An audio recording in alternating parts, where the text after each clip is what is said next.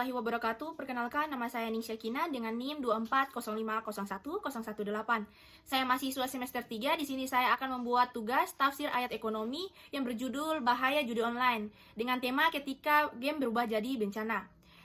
Di zaman serba digital ini, banyak orang mencari hiburan melalui game dan aktivitas online. Pada awalnya, semua terlihat seru, ringan, dan tidak berbahaya. Namun ketika permainan itu berubah menjadi judi online, hiburan yang seharusnya menghilangkan stres justru berubah menjadi sumber bencana.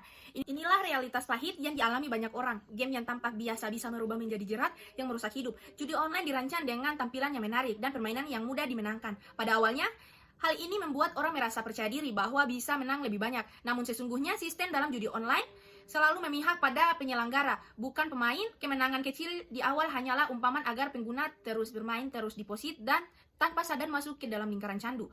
Bencana mulai terjadi ketika seorang mulai merasa harus bermain lagi untuk mengejar kemenangan atau menutup kekalahan. Dalam kondisi ini, game sudah bukan lagi hiburan, tetapi kebutuhan yang mengendalikan pikiran dan emosi banyak orang.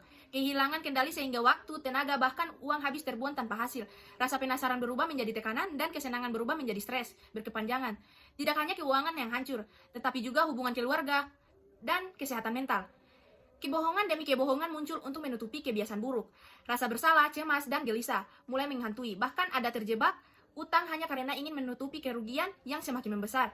Dari sinilah bencana besar dimulai. Semuanya berawal dari game yang tampak sepele. Judi online juga menyasar generasi muda yang masih rentan dengan akses mudah melalui ponsel. Banyak yang terjerumus bahkan sebelum memahami risiko tanpa pengawasan dan kesadaran diri.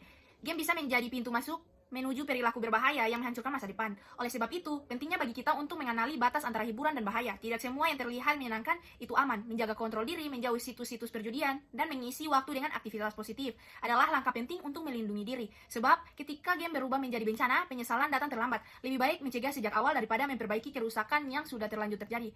Oke, mungkin itu saja yang dapat saya sampaikan. Kurang dan lebihnya mohon dimaafkan. Wabillahi taufiq walhidayah. Wassalamualaikum warahmatullahi wabarakatuh.